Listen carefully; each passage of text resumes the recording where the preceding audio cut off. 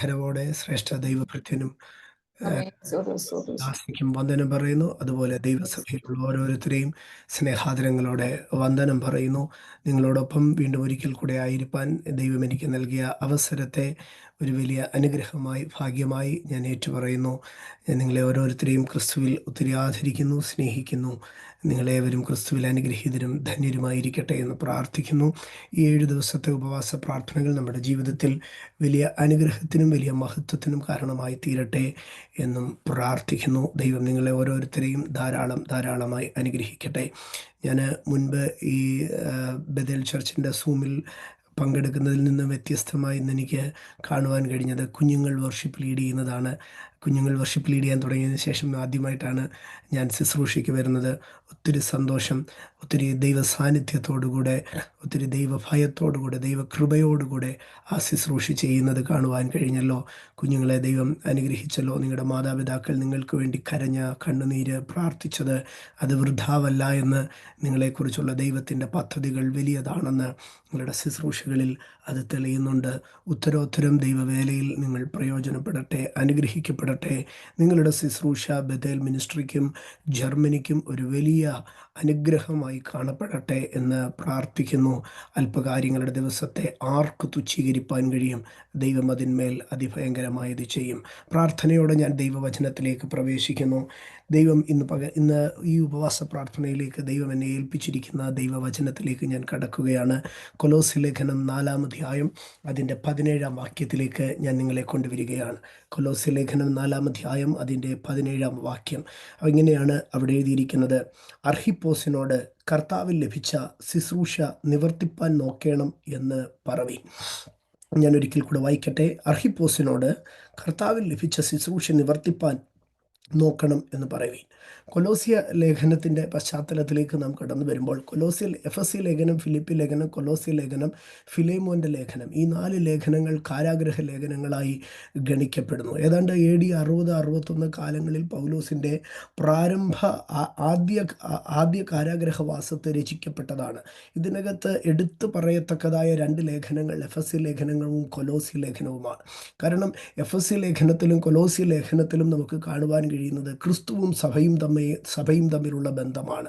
എന്നാൽ ഇതിനകത്ത് കാണുവാൻ കഴിയുന്ന വളരെ വൈരുദ്ധ്യമായിരിക്കുന്ന, അല്ലെങ്കിൽ അതിൻ്റെ ഓപ്പോസിറ്റായിട്ട് അപ്പോസ്തലൻ അവിടെ എക്സ്പ്രസ് ചെയ്യുന്ന ഭാഗം, എഫെസ്യ ലേഖനത്തിൽ ക്രിസ്തുവിൻ്റെ ശരീരമായിരിക്കുന്ന സഭയെയാണ് എഫെസ്യ ലേഖനത്തിൽ വിളിച്ചു പറയുന്നത്.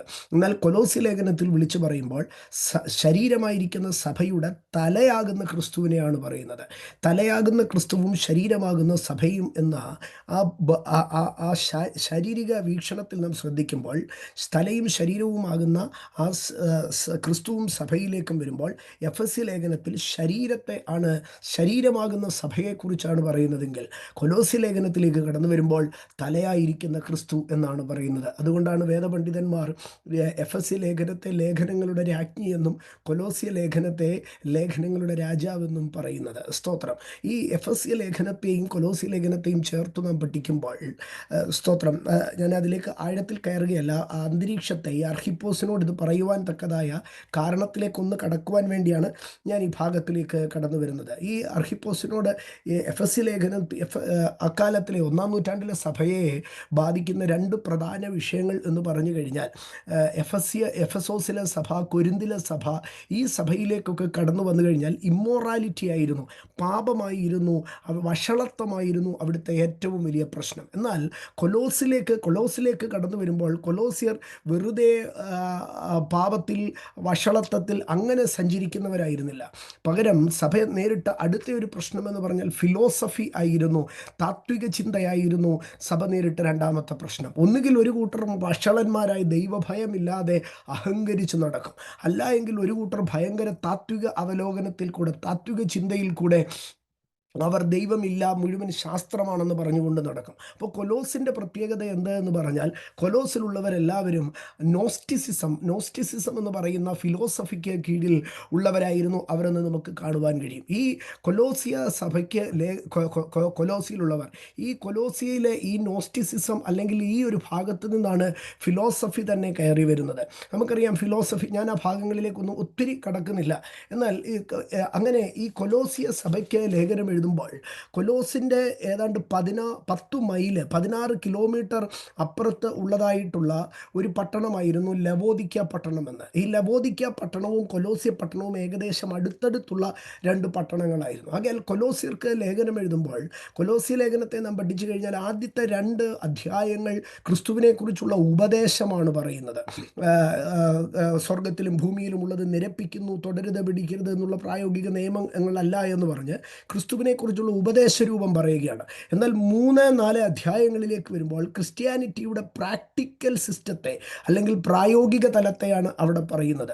അങ്ങനെ പ്രായോഗിക തലത്തെ 3-ാം അധ്യായത്തിലേക്ക് വരുമ്പോൾ ഉരിയുക, വേർപെടുക, വിശുദ്ധമായി ഇരിക്കുക എന്ന് പറഞ്ഞ് 4-ാം അധ്യായത്തിലേക്ക് വരുമ്പോൾ കീഴ്പ്പെടുക, അനുസരിക്കുക എന്നൊക്കെ പറയുന്ന വിശ്വാസ ജീവിതത്തിൻ്റെ, ക്രിസ്തീയ ജീവിതത്തിൻ്റെ പൂർണ്ണതയിലേക്ക് പൗലോസ് കടക്കുന്നതിനെ നമുക്ക് കാണുവാൻ കഴിയും. അങ്ങനെ ഈ കൊലോസി ലേഖനം എഴുതുമ്പോൾ കൊലോസിയ പട്ടണത്തിൻ്റെ ഏകദേശം 10 മൈൽ അപ്പുറത്തുള്ള ഒരു പട്ടണമായിരുന്നു ലവോദിക്ക എന്ന് പറയുന്ന പട്ടണം.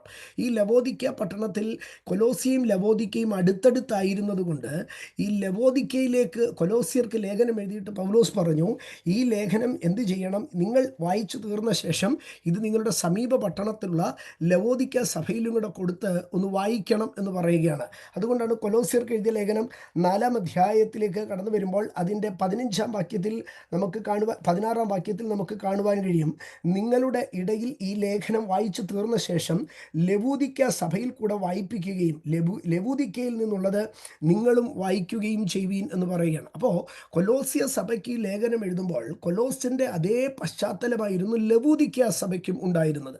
അപ്പോൾ ഈ ലവോദിക്ക സഭയും കൊലോസ്യ സഭയും ഇത് രണ്ടും ഏകദേശം ഒരു 10 മൈൽ അപ്പുറം ഇപ്പുറം ഉള്ള പട്ടണമായിരുന്നു. പിൽക്കാലത്ത് പത്മോസിൽ യോഹന്നാൻ ബന്ധനസ്ഥനായിരിക്കുമ്പോൾ യോഹന്നാന് നൽകുന്ന ഏഷ്യ മൈനറിലെ 7 സഭകളിൽ ഫിലിപ്പിയ സഭയോ കൊലോസ്യ സഭയോ അല്ല പ്രതിപാദിക്കുന്നത്, ലവോദിക്ക സഭയാണ് പ്രതിപാദിക്കുന്നത്. അപ്പോൾ ഈ ലവോദിക്ക സഭയുടെ അന്നത്തെ ശുശ്രൂഷകനായിരുന്നു അർഹിപ്പോസ് എന്ന് പറയുന്ന ശുശ്രൂഷകൻ. ഈ അർഹിപ്പോസിനോടാണ്, അത് പറയാനാണ് ഞാൻ ഇത്രയധികം കടന്നു വന്നത്. ഈ ലവോദിക്ക സഭയിലെ ശുശ്രൂഷകനായിരുന്ന അർഹിപ്പോസിനോട് പറയുകയാണ്, അർഹിപ്പോസിനോട് കർത്താവിൽ ലഭിച്ച ശുശ്രൂഷ നിവർത്തിപ്പാൻ നോക്കണം എന്ന് പറയുവീൻ. ആരാണ് അർഹിപ്പോസ് എന്ന് പറയുവാനാണ് ഞാൻ ഇത്രയും പറഞ്ഞു വന്നത്. ഏഷ്യ മൈനറിലെ സഭകളിൽ ഉണ്ടായിരുന്ന കൊലോസ്യ സഭയിൽ അല്ലെങ്കിൽ നോട്ടിസിസവും ഫിലോസഫിയും ധാരാളമായി വ്യാപരിച്ചു നിന്നിരുന്നതായ ആ കൊലോസ്യ പട്ടണത്തിന് സമീപമുള്ള ലൈക്യ താഴ്വരയോട് ചേർന്ന് കിടക്കുന്ന ലവോദിക്ക, ഇന്നത്തെ ആധുനിക തുർക്കിയാണ്. ഈ സ്ഥലങ്ങളിലേക്ക് പോയാൽ, ആധുനിക തുർക്കിയിലേക്ക് പോയാൽ ഈ സ്ഥലങ്ങളൊക്കെ നമുക്ക് കാണുവാൻ കഴിയും. അപ്പോൾ ഈ ലവോദിക്ക സഭയിലെ ശുശ്രൂഷകനായിരിക്കുന്ന അർഹിപ്പോസിനോട് പറയുകയാണ്, കർത്താവിൽ ലഭിച്ച ശുശ്രൂഷ നിവർത്തിക്കുവാൻ നോക്കണം. കൊലോസ്യ ലേഖനം 4-ാം അധ്യായത്തിലേക്ക് നമ്മളൊന്ന് കടന്നു വന്നാൽ, കൊലോസ്യ ലേഖനം 4-ാം അധ്യായത്തിൽ 10 പേരെ പൗലോസ് അവിടെ പേരെടുത്ത് പരാമർശിക്കുന്നതിനെ കാണുവാൻ കഴിയും. കൊലോസ്യ ലേഖനം 4-ാം അധ്യായത്തിലേക്ക് കടന്നു വരുമ്പോൾ അതിൽ 10 പേരെ അവിടെ പൗലോസ് പേരെടുത്ത് പരാമർശിക്കുകയാണ്. അതിൽ 5 പേരെ പ്രത്യേകമായി ആദ്യമേ പറയുകയാണ്, അവർ യഹൂദന്മാരാകുന്നു എന്ന് പറയുകയാണ്. 4-ാം അധ്യായത്തിലേക്ക് കടന്നു വരുമ്പോൾ, 4-ാം അധ്യായത്തിൽ നാം കടന്നു വരുമ്പോൾ അതിൻ്റെ 4-ാം അധ്യായം അതിൻ്റെ 7-ാം വാക്യം തുടങ്ങി നാം വായിക്കുമ്പോൾ അവിടെ 10 പേരെ പറയുകയാണ്. ഞാൻ ആ 10 പേരുടെ പേര് വേഗത്തിലൊന്ന് പറഞ്ഞു പോകാം. തിഹിക്കോസിനെ കുറിച്ച് പറയുകയാണ്. ഒന്നാമതായി തിഹിക്കോസിനെ കുറിച്ച് പറയുകയാണ്. ആരാണ് തിഹിക്കോസിനെ കുറിച്ച്? ഈ 10 പേരിൽ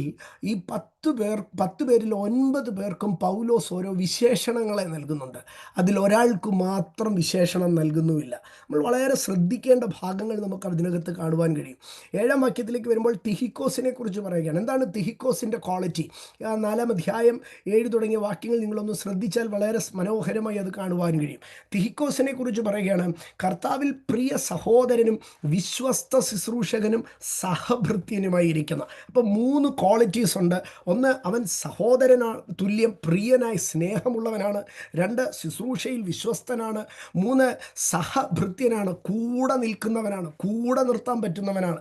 രണ്ടാമതായി ഒനേസിമോസിനെ കുറിച്ച് പറയുകയാണ്. ഒനേസിമോസിനെ കുറിച്ച് ഇങ്ങനെയാണ് പറയുന്നത്: വിശ്വസ്തനും പ്രിയനുമായിരിക്കുന്ന ഒനേസിമോസ്. ഏതൊരു കാര്യം ഏൽപ്പിച്ചാലും ഫെയ്ത്ത് ആൻഡ് ലവ്, ഇത് രണ്ടുമായിരുന്നു ഒനേസിമോസിൽ നമുക്ക് കാണുവാൻ കഴിയുന്നത്. ഇനിയും അരിസ്തർഹോസിനെ കുറിച്ച് പറയുകയാണ്: എൻ്റെ കൂടെ കാരാഗ്രഹത്തിൽ കിടക്കുന്നവൻ, സഹബദ്ധനായിരിക്കുന്നവൻ, ഞാൻ അനുഭവിക്കുന്ന അതേ പ്രശ്നങ്ങളിൽ കൂടെ കഷ്ടതയുടെ കൂട്ടായ്മയുള്ളവനെന്നാണ് അരിസ്തർഹോസിനെ കുറിച്ച് പറയുന്നത്. മർക്കോസിനെ കുറിച്ച് പറയുകയാണ്. മർക്കോസ് അത് ബർണബാസിൻ്റെ മച്ചുനനാണ്, അനന്തരവനാണ് എന്ന് പറയുകയാണ്. അടുത്തതായി ജസ്റ്റസിനെ കുറിച്ച് പറയുകയാണ്. ജസ്റ്റസ് എന്ന് പറയുന്ന യേശു. വീണ്ടും 6-ാം വാക്യത്തിലേക്ക് കടന്നു വരുമ്പോൾ ഈ 5 പേരും യഹൂദന്മാരാണ്.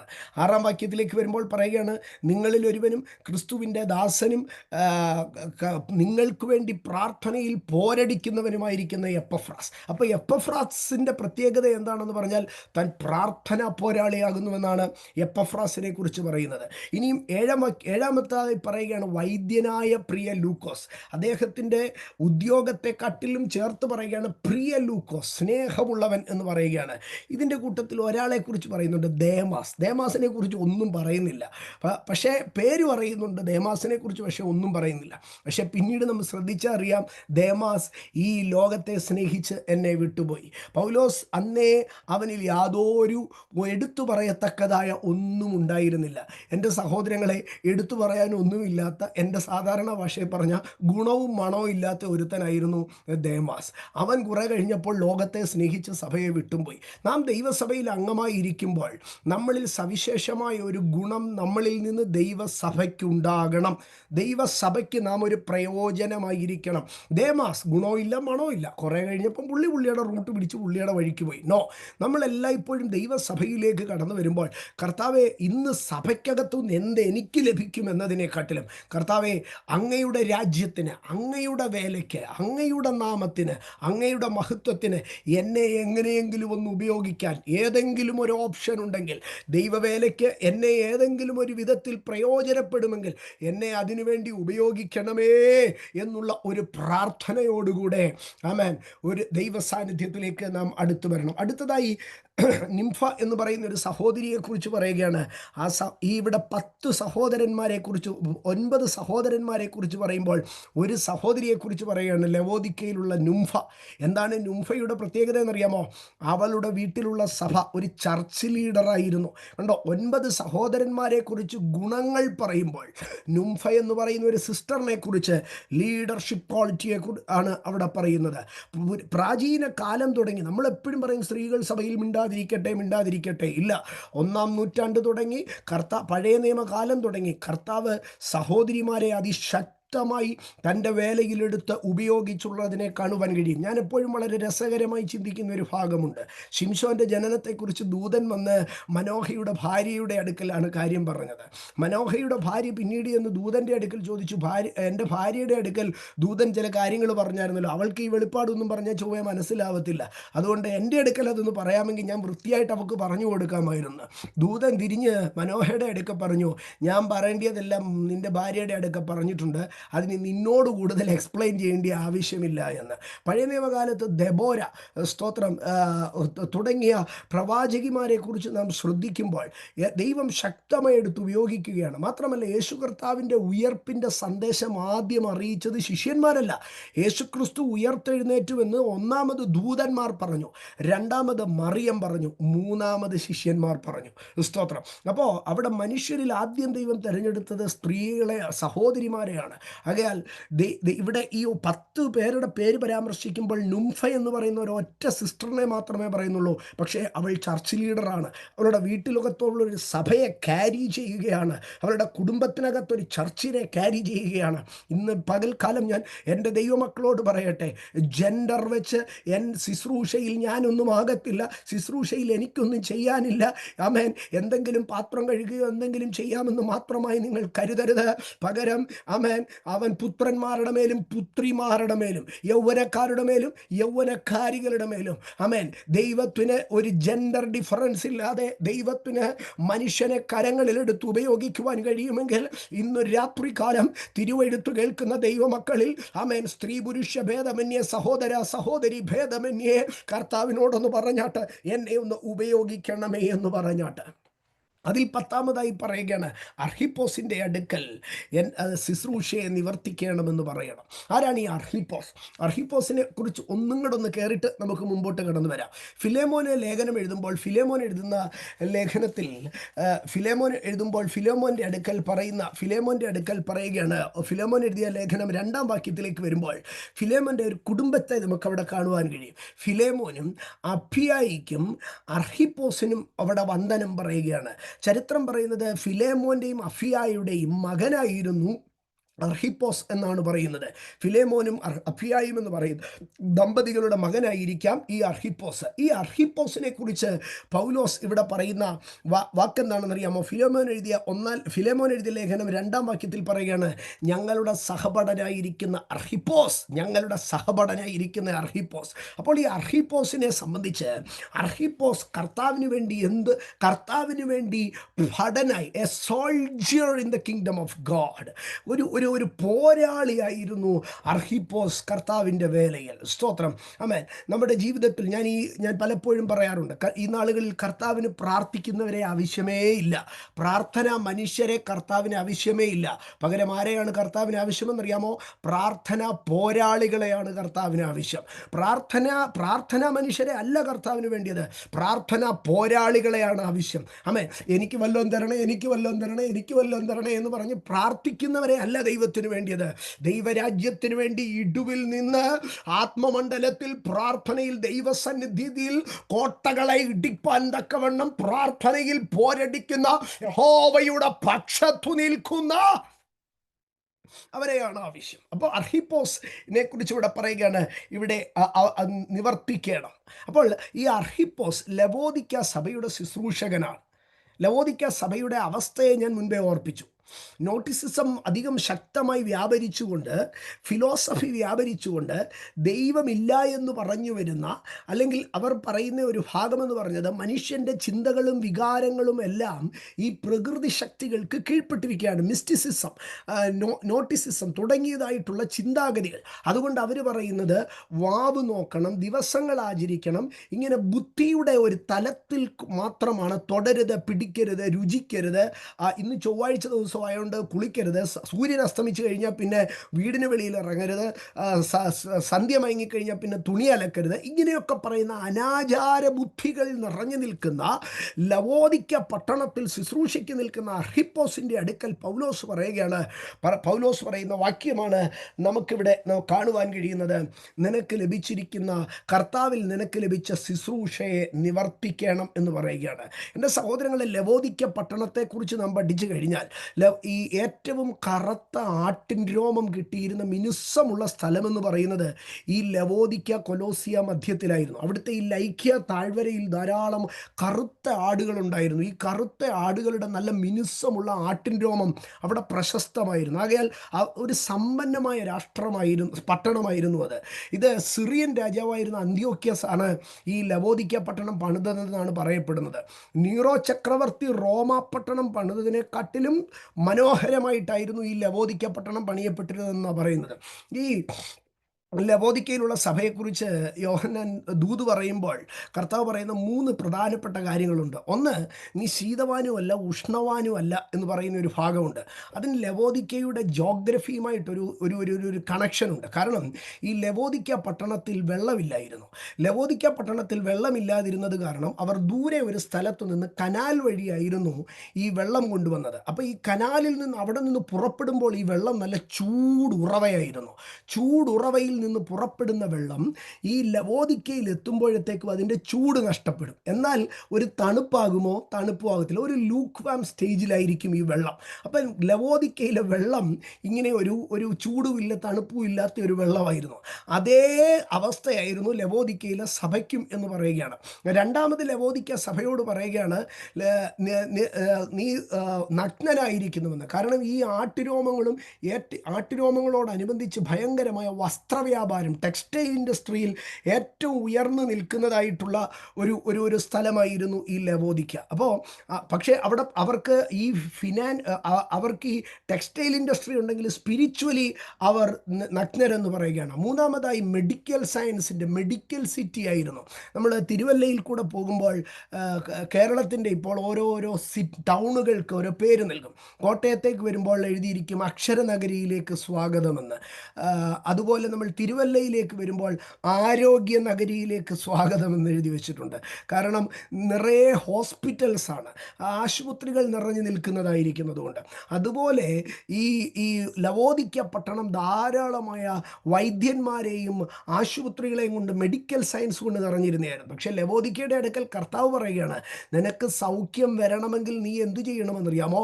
നിനക്ക് സൗഖ്യം വരണമെങ്കിൽ നീ എന്നോട് തൈലം മേടിച്ച് നീ സൗഖ്യം പ്രാപിക്കാൻ അവിടെ പറയുകയാണ്. ഞാൻ അവിടെ നിന്ന് മുമ്പോട്ട് പോവുകയാണ്.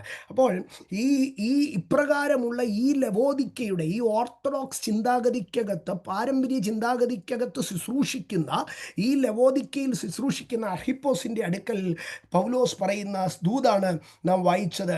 കർത്താവിൽ ലഭിച്ച ശുശ്രൂഷ നിവർത്തിക്കണം.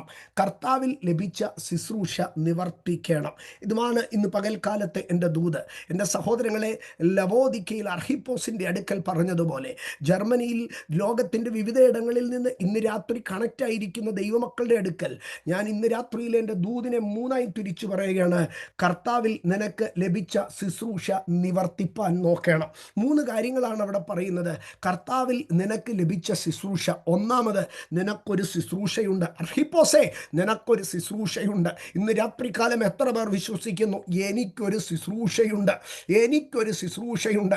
എൻ്റെ മേൽ ദൈവത്തിനൊരു പദ്ധതിയുണ്ട്, എൻ്റെ മേൽ ദൈവത്തിനൊരു നിയോഗമുണ്ട്. ഇന്ന് രാത്രി എന്നെ കേൾക്കുന്ന എൻ്റെ ദൈവമക്കളെ, ഞാൻ നിങ്ങളോട് പറയട്ടെ, നിങ്ങളുടെ മേലൊരു വാഗ്ദത്തമുണ്ടോ എന്നുള്ളതിനെക്കാട്ടിലും, നിങ്ങളുടെ മേലൊരു അനുഗ്രഹമുണ്ടോ എന്നതിനെക്കാട്ടിലും പ്രധാനം നിങ്ങളുടെ മുകളിൽ ഒരു നിയോഗമുണ്ടോ എന്നുള്ളതാണ്. സ്തോത്രം, ആമേൻ. ഇന്ന് രാത്രി എൻ്റെ മേലൊരു വാഗ്ദത്തമുണ്ടോ എന്നുള്ളതല്ല, എൻ്റെ മേലൊരു നിയോഗമുണ്ടോ എന്നുള്ളതാണ് എനിക്ക് പ്രാധാന്യം. എത്ര പേർ എന്നോട് ചേർന്ന് ആമേൻ പറയും?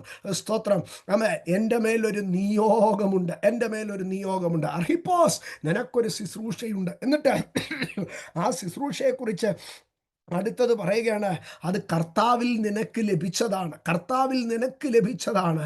ആമേൻ. നിന്റെ പാരമ്പര്യമോ നിന്റെ വ്യക്തിത്വമോ നിന്റെ സ്വഭാവ ഗുണമോ ഒന്നുമല്ല. നീ കർത്താവിങ്കൽ വന്നതുകൊണ്ട് കർത്താവിൽ നിനക്ക് ലഭിച്ച ദാനമാണ്. It's A gift from God. ദൈവത്തിൻ്റെ ദാനമാണ് എൻ്റെ ശുശ്രൂഷ. ദൈവത്തിൻ്റെ ദാനമാണ് എൻ്റെ ശുശ്രൂഷ.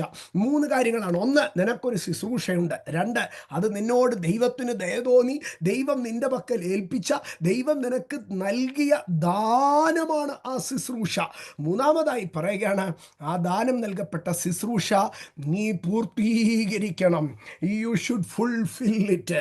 അർഹിപ്പോസേ, കർത്താവിൽ നിനക്ക് ലഭിച്ച ആ ശുശ്രൂഷ നീ പൂർത്തീകരിക്കണം, നീ പൂർത്തീകരിക്കണം, നീ പൂർത്തീകരിക്കണം. ആമേൻ. എൻ്റെ സഹോദരങ്ങളെ, നമ്മൾ പലപ്പോഴും പറയുന്ന ഒരു ഭാഗമുണ്ട്, ദൈവം അത് നിവർത്തിക്കും, ദൈവം അത് പൂർത്തീകരിക്കും, ദൈവം അതിന് സമാപ്തി വരുത്തും, ദൈവം എന്നെ സ്വർഗത്തിൽ കൊണ്ടുപോയി നിർത്തും. ശരിയാണ്, ദൈവം പൂർത്തീകരിക്കുന്നവനാണ്. വിശ്വാസത്തിൻ്റെ നായകൻ മാത്രമല്ല, അവൻ പൂർത്തി വരുത്തുന്ന ദൈവമാണ്. വീഴാതെ വണ്ണം നമ്മളെ സൂക്ഷിക്കുകയും തൻ്റെ മഹിമാസന്നതിയിൽ ആനന്ദത്തോടെ കളങ്കമില്ലാത്തവരായി നിർത്തുകയും ചെയ്യുന്നവനാണ് നമ്മുടെ കർത്താവ്.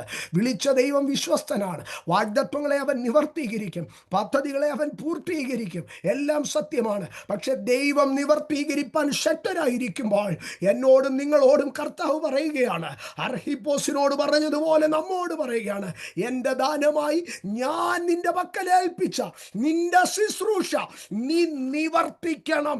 U must fulfil the ministry which I entrusted to you, which I have gifted to U.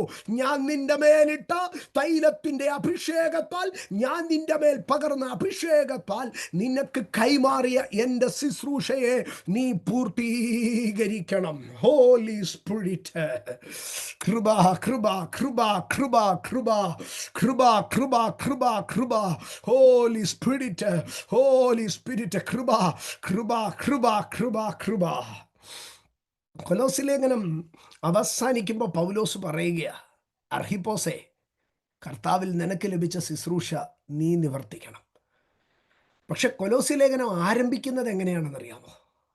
1-ാം അധ്യായം 25-ാം വാക്യത്തിൽ ഇങ്ങനെയാണ് എഴുതിയിരിക്കുന്നത്. കൊലോസ്യർ 1:25 ആരംഭിക്കുക, നിങ്ങൾക്ക് വേണ്ടി ദൈവം എനിക്ക് നൽകിയ ഉദ്യോഗപ്രകാരം, ദൈവം എനിക്ക് നൽകിയിരിക്കുന്ന ഉദ്യോഗപ്രകാരം ദൈവവചന ഘോഷണം നിവർത്തിക്കേണ്ടതിന് ഞാൻ സഭയുടെ ശുശ്രൂഷകൻ ആയിരിക്കുന്നു. Holy spirit. കൊലോസ്യ ലേഖനം അവസാനിക്കുമ്പോൾ അർഹിപ്പോസിൻ്റെ അടുക്കൽ പറയുക, അർഹിപ്പോസ്, കർത്താവിൽ നിനക്ക് ലഭിച്ച ശുശ്രൂഷ നിവർത്തിക്കണം. നീ ജീവിക്കുന്നത് ലവോദിക്കയുടെ മണ്ണിലാണ്. നീ ജീവിക്കുന്നത് ദൈവമില്ലാത്ത ജനതയുടെ നടുവിലാണ്. നീ ജീവിക്കുന്നത് സമ്പത്തുകൊണ്ട് ദൈവത്തെ അറിയാത്ത ലവോദിക്കയുടെ മണ്ണിലാണ്. പക്ഷെ നിന്റെ പക്കൽ എൻട്രസ്റ്റ് ചെയ്യപ്പെട്ടിരിക്കുന്ന മിനിസ്ട്രിയെ നീ ഫുൾഫിൽ ചെയ്യണം. പക്ഷെ അത് പറയുന്നതിന് മുമ്പേ പൗലോസ് പറയുകയാണ്, കർത്താവ് ദൈവം എനിക്ക് നൽകിയിരിക്കുന്ന ഉദ്യോഗപ്രകാരം ദൈവവചനഘോഷണം നിവർത്തിക്കേണ്ടതിന് ഞാൻ സഭയുടെ ശുശ്രൂഷകനായിരിക്കുന്നു. ഇന്ന് പകൽ ഞാൻ നിങ്ങളോട് ഈ വചനം പ്രസംഗിക്കുന്നതിന് മുമ്പേ 1000 പ്രാവശ്യം ഞാൻ എന്നോട് പറയണം, എനിക്ക് ദൈവം നൽകിയ ശുശ്രൂഷ നിവർത്തിക്കണം. കൊലോസ്യ ലേഖനം 1-ാം അധ്യായത്തിൽ പൗലോസ് പറഞ്ഞു, ഞാൻ നിവർത്തീകരിക്കണം. 4-ാം അധ്യായത്തിലാണ് പൗലോസ് അവരോട് പറയുന്നത്, നിവർത്തിക്കണം. ഇന്ന് പകൽ ദൈവവചനം സംസാരിക്കുന്ന ഞാനും ദൈവവചനം കേൾക്കുന്ന നിങ്ങൾ ഓരോരുത്തരും നമുക്കൊരുമിച്ച് ദൈവസന്നിധിയിൽ ഒരു തീരുമാനത്തോടെ പ്രാർത്ഥിക്കാം. കർത്താവിൽ എനിക്ക് ലഭിച്ച ശുശ്രൂഷ എനിക്ക് നിവർത്തിക്കണം. ദൈവം എനിക്ക് നൽകിയ ഉദ്യോഗം എനിക്ക് നിവർത്തിക്കണം. ആ വാക്യം നിങ്ങളൊന്ന് ശ്രദ്ധിച്ചോ. ദൈവം എനിക്ക് നൽകിയിരിക്കുന്ന ഉദ്യോഗപ്രകാരം, ദൈവം എനിക്ക് നൽകിയിരിക്കുന്ന ഉദ്യോഗപ്രകാരം. സ്തോത്രം. ശുശ്രൂഷ ദൈവം നൽകുന്ന ഉദ്യോഗമാണ്. ദൈവം നൽകുന്ന ഉദ്യോഗം. അതിന് കോഴ്സ് സർട്ടിഫിക്കറ്റ് ഓഫ് സ്പോൺസർഷിപ്പ് തരുന്നത്, അപ്പോയിൻമെൻ്റ് ഓർഡർ തരുന്നത്, റെമ്യൂണറേഷൻ നിശ്ചയിക്കുന്നത്, ഓഫീസ് നിശ്ചയിക്കുന്നത് ദൈവം എനിക്ക് നൽകിയിരിക്കുന്ന ഉദ്യോഗപ്രകാരം. സ്തോത്രം. എന്നിട്ട് അടുത്ത ഭാഗത്ത് ആ വാക്യത്തിൽ ഇങ്ങനെയാണ് പറയുന്നത്. ഞാൻ അതിൽ നിന്നൊരു പോയിന്റ് തൊട്ടിട്ട് മുമ്പോട്ടും കയറാം. ദൈവം എനിക്ക് നൽകിയിരിക്കുന്ന ഉദ്യോഗപ്രകാരം ദൈവവചനഘോഷണം നിവർത്തിക്കേണ്ടതിന് ഞാൻ സഭയുടെ ശുശ്രൂഷകനായിരിക്കുന്നു. പൗലോസ് ഇതിനകത്തൂടെ ഒരു കാര്യം പറയുകയാണ്. ഈ കൊലോസിലെ സഭ പൗലോസ് സ്ഥാപിച്ചതല്ല. പൗലോസ് കൊലോസിൽ പോയിട്ട് പോലും ഇല്ലെന്നാണ് ചരിത്രം പറയുന്നത്. പക്ഷെ പൗലോസ് ഇവിടെ പറയുകയാണ്, എന്നിൽ ഏൽപ്പിച്ചിരിക്കുന്ന ശുശ്രൂഷ നിവർത്തിക്കണമെങ്കിൽ, എന്നോട് ആരും പരിഭവം തോന്നരുത്, ചില വേളകളിൽ ശുശ്രൂഷ നിവർത്തിക്കണമെങ്കിൽ, ദൈവം ഏൽപ്പിച്ച ഉദ്യോഗം നിവർത്തിക്കണമെങ്കിൽ സഭയുടെ നടത്തിപ്പുകാരനായി നിന്നാൽ അത് നിവർത്തിക്കാൻ പറ്റത്തില്ല. അതുകൊണ്ട് പൗലോസ് പറയുകയാണ്, ദൈവം എനിക്ക് നൽകിയിരിക്കുന്ന ഉദ്യോഗപ്രകാരം ദൈവവചനഘോഷണം നിവർത്തിക്കേണ്ടതിന് ഞാൻ സഭയുടെ സെർവൻ്റ് ആയിരിക്കുന്നു, മിനിസ്റ്റർ ആയിരിക്കുന്നു. സ്തോത്രം. ചിലപ്പോൾ ചിലർക്ക് ദാസനെ പോലെ ഒതുങ്ങി താണു കൊടുക്കുന്നതിൻ്റെ കാരണം എന്താണെന്നറിയാമോ? We have to fulfil which entrusted in us. ഞങ്ങളെ ഏൽപ്പിച്ചിരിക്കുന്നത് പൂർത്തീകരിക്കണമെങ്കിൽ ചിലപ്പോൾ സഭയുടെ നടത്തിപ്പുകാരനായിരുന്നാൽ പറ്റത്തില്ല. ചിലപ്പോൾ ജനത്തിൻ്റെ അപ്പനായിരുന്നാൽ പറ്റത്തില്ല. ചിലപ്പോൾ ജനത്തിൻ്റെ ദാസനായിരുന്നാൽ പറ്റത്തില്ല. ചിലപ്പോൾ ആരായി തീരണം? ദാസനെ പോലെ താണിറങ്ങണം. അപ്പോഴും ഞങ്ങളുടെ അകത്തൊരുറപ്പുണ്ട്, ഞങ്ങളിത് ചെയ്യുന്നത് ഞങ്ങളെ ദൈവം ഏൽപ്പിച്ചിരിക്കുന്നത് പൂർത്തീകരിക്കേണ്ടതിന് വേണ്ടിയാണ്. സ്തോത്രം. നമ്മൾ നിവർത്തീകരിക്കണം സഹോദരങ്ങളെ. ജീവിതത്തിൽ നിവർത്തീകരിക്കേണ്ട 3-4 വിഷയങ്ങളെ പറഞ്ഞ് ഞാൻ ശുശ്രൂഷയുടെ നിവർത്തീകരണത്തിലേക്ക് വരാം. ഒന്നാമതായി, നമ്മുടെ ജീവിതത്തിൽ കർത്താവ് നമ്മളിൽ നിവർത്തീകരിക്കാൻ പറഞ്ഞിരിക്കുന്ന ഭാഗം മത്തായി സുവിശേഷം 5-ാം അധ്യായം 33-ാം വാക്യത്തിലേക്ക് വരുമ്പോൾ ഞാൻ പറഞ്ഞു പോവുകയാണ്. മത്തായി സുവിശേഷം 5:33. ഇന്നത്തെ ഈ വചന ശുശ്രൂഷയും അത്ര പ്രാധാന്യമുള്ളതല്ല, എന്നാൽ ഒന്ന് പറഞ്ഞു പോവുകയാണ്. മത്തായി സുവിശേഷം 5:33. സത്യം ചെയ്തത് കർത്താവിന് നിവർത്തിക്കണം എന്ന് പറഞ്ഞാൽ നേർന്നത് കർത്താവിന് നിവർത്തിക്കണം. ലേവ്യ പുസ്തകം 22-ാം അധ്യായം 21-23 വാക്യങ്ങൾ, ആവർത്തന പുസ്തകം 23-ാം അധ്യായം 21-23 വാക്യങ്ങൾ, 76-ാം സങ്കീർത്തനം 11-ാം വാക്യം, ഇവിടെയൊക്കെ പറയുന്ന ഒരു ഭാഗം, നിങ്ങൾ കർത്താവിന് നേർന്നതിനെ എന്ത് ചെയ്യണം? നിവർത്തിക്കണം. ജീവിതത്തിൽ നേർച്ചകൾ നിവർത്തിക്കണം. നമ്മൾ നിവർത്തിക്കേണ്ട ചില കാര്യങ്ങളുണ്ട്, നമ്മൾ പൂർത്തീകരിക്കേണ്ട ചില കാര്യങ്ങളുണ്ട്. എല്ലാം ദൈവം ചെയ്തോളൂ, എല്ലാം ദൈവം ചെയ്തോളൂ എന്ന് പറഞ്ഞാൽ പോരാ. നമ്മൾ ചെയ്യേണ്ട ചില കാര്യങ്ങളുണ്ട്. ചെയ്താൽ പോരാ, പൂർത്തീകരിക്കണം. അതിൽ ഒന്ന്, നേർച്ചകൾ നിവർത്തീകരിക്കണം. രണ്ടാമതായി, നമ്മൾ നിവർത്തീകരിക്കേണ്ട ഒരു സംഗതി, ന്യായപ്രമാണത്തെ നമ്മൾ നിവർത്തീകരിക്കണം. കർത്താവ് ന്യായപ്രമാണത്തെ നീക്കാനല്ല വന്നത്, നിവർത്തീകരിപ്പാനാണ് വന്നത്. എങ്ങനെ നമുക്ക് ന്യായപ്രമാണത്തെ നിവർത്തീകരിപ്പാൻ കഴിയും? റോമലേഖനം 13-ാം അധ്യായത്തിലേക്ക് കടന്നു വരുമ്പോൾ അതിൻ്റെ 8-ാം വാക്യത്തിൽ പറയുകയാണ്, അന്യനെ സ്നേഹിക്കുന്നവൻ ന്യായപ്രമാണം നിവർത്തീകരിച്ചിരിക്കുന്നല്ലോ. Perfect the law through love, സ്നേഹത്തിൽ കൂടെ. വീണ്ടും യാക്കോബിൻ്റെ ലേഖനം 2-ാം അധ്യായം 8-ാം വാക്യത്തിലും ഇത് തന്നെയാണ് പറയുന്നത്. കൂട്ടുകാരനെ നിന്നെപ്പോലെ തന്നെ സ്നേഹിക്കണമെന്ന് തിരുവെഴുത്തിനൊത്തവണ്ണം രാജകീയ ന്യായപ്രമാണം നിങ്ങൾ നിവർത്തിക്കുന്നുവെങ്കിൽ നന്ന്. സ്നേഹത്തിൽ കൂടെ ന്യായപ്രമാണത്തെ നിവർത്തിക്കാം. അപ്പം സ്നേഹത്തിൽ കൂടെ ന്യായപ്രമാണത്തെ നിവർത്തിക്കാം. 2, യേശുവിൻ്റെ ജനനവുമായി ബന്ധപ്പെട്ട് ലൂക്കോസിൻ്റെ സുവിശേഷം 2-ാം അധ്യായം അതിൻ്റെ 39-ാം വാക്യത്തിൽ ഇങ്ങനെ ഒരു ഭാഗം നമുക്ക് കാണാം. കർത്താവിൻ്റെ ന്യായപ്രമാണത്തിൽ കൽപ്പിച്ചിരിക്കുന്നതൊക്കെയും നിവർത്തിച്ച ശേഷം അവർ ഗലീലയിൽ തങ്ങളുടെ പട്ടണമായ നസറേത്തിലേക്ക് മടങ്ങിപ്പോയി. അവിടെ എന്താണ് അവർ നിവർത്തിച്ചത്? ഒരു കുറുപ്രാവിനെ കൊണ്ടുവന്ന് ബലിയർപ്പിച്ച് ദൈവത്തിന് ആരാധന കഴിച്ചു. ഓരോ ആരാധനയും നാം ന്യായപ്രമാണം നിവർത്തിക്കുവാൻ ദൈവം നമുക്ക് നൽകുന്ന അവസരമാണ്. ആരാധനകൾ മുടക്കരുത്, ആരാധനകൾ അലംഭാവമായി കരുതരുത്. Worship is a medium to perfect the law. യാഗം അർപ്പിക്കുന്നത്, വഴിപാടർപ്പിക്കുന്നത്, ആരാധിക്കുന്നത്, ദൈവത്തിന് കടംപെട്ടിരിക്കുന്നത് നിവർത്തീകരിക്കുന്ന ഭാഗമാണ്. ഒന്ന്, നമ്മൾ നിവർത്തീകരിക്കേണ്ടത് ദൈവത്തിന് നേർന്നത് നിവർത്തിക്കണം. 2, ന്യായപ്രമാണം നിവർത്തിക്കണം. 3, ദൈവേഷ്ടം നമ്മൾ നിവർത്തിക്കണം. ദൈവേഷ്ടം നമ്മൾ പൂർത്തീകരിക്കണം. ദൈവഹിതം നമ്മളിൽ ദൈവം നിവർത്തിച്ചാൽ മാത്രം പോരാ, ദൈവത്തിൻ്റെ ഹിതം നമ്മൾ നിവർത്തിക്കേണ്ടതുണ്ട്.